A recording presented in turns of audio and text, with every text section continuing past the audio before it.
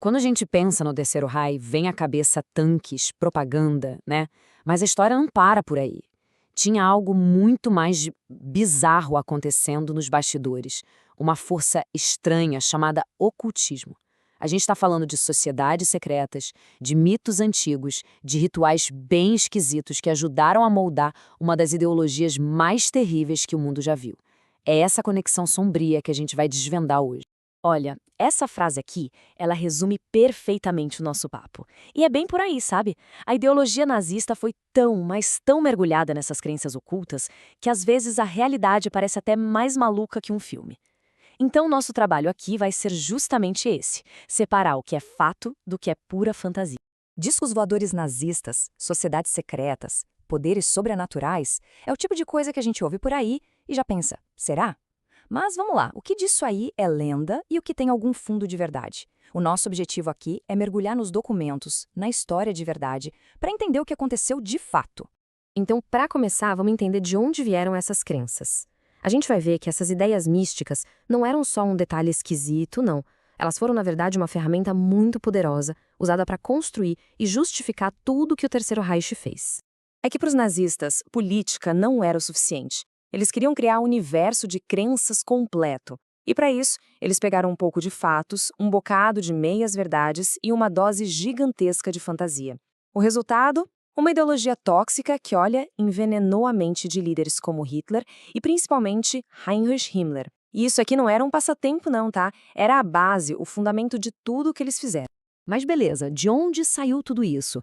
Essas ideias não brotaram do chão, né? Elas têm raízes bem mais antigas, lá no final do século XIX. Imagina um caldeirão de misticismo e nacionalismo fervendo na Alemanha e na Áustria. Um país que se sentiu humilhado pela derrota na Primeira Guerra, essa busca desesperada por uma identidade, por uma glória perdida, meio que abriu a porta para esse tipo de crença ganhar força. E essa linha do tempo aqui, ela mostra a conexão direta, o passo a passo. Tudo começa com umas revistas místicas, tipo a Austara, que já espalhavam um racismo disfarçado de esoterismo.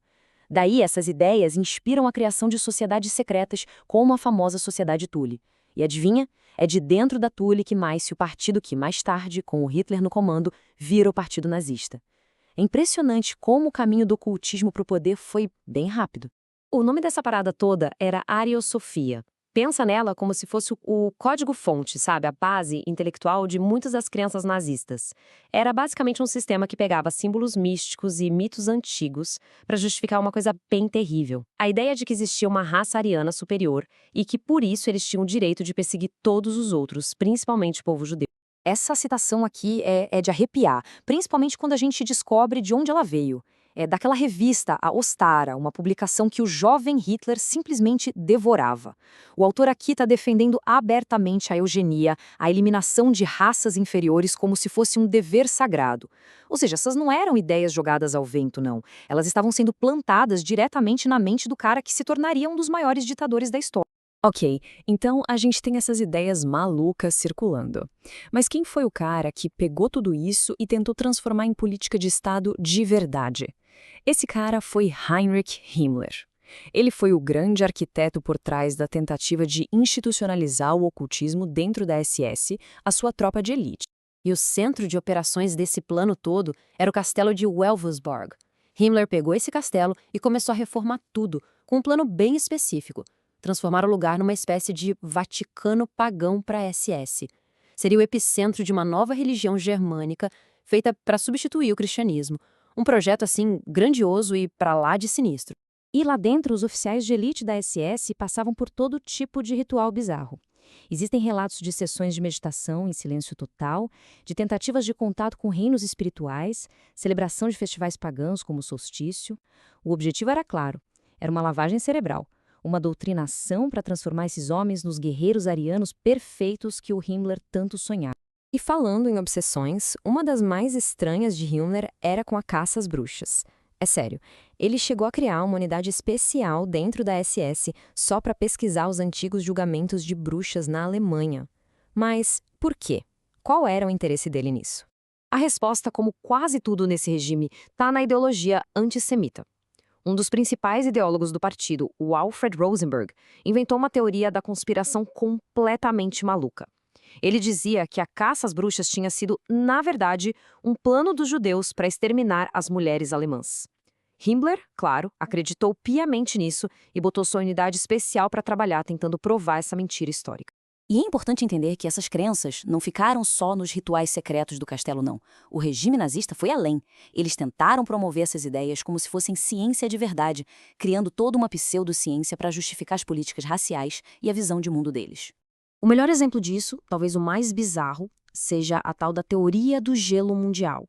Isso foi promovido oficialmente pelo regime, tá?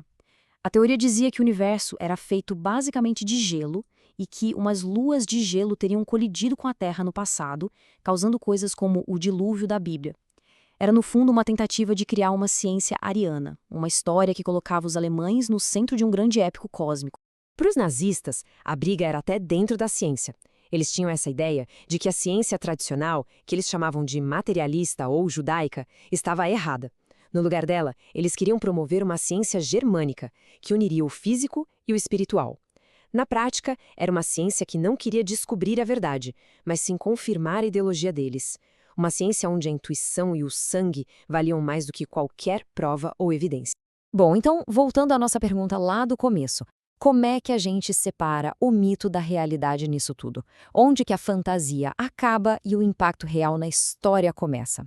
Vamos colocar as coisas na balança. De um lado, o mito popular fala de magia, de UFOs, mas a realidade histórica mostra que eles estavam sim pesquisando tecnologia avançada, mas eram foguetes, não discos voadores.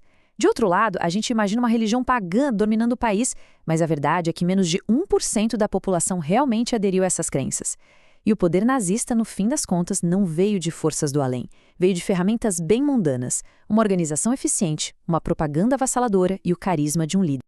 E aqui a gente chega no ponto mais importante de todos, que o historiador Nicholas Goodrick Clarke resumiu de forma genial. Sim, as crenças ocultas dos nazistas eram bizarras, eram falsas na sua maioria. Mas o perigo de verdade não estava na magia. O perigo real, o que causou toda a destruição, foi o fato de que essas fantasias foram transformadas em política, foram usadas como ferramentas para justificar uma ideologia de ódio e genocídio.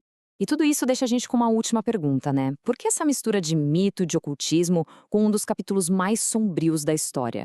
Por que isso ainda fascina e perturba tanto a gente, mesmo tantos anos depois? Talvez seja porque é um lembrete assustador do poder que as crenças, por mais fantasiosas que pareçam, podem ter no mundo real.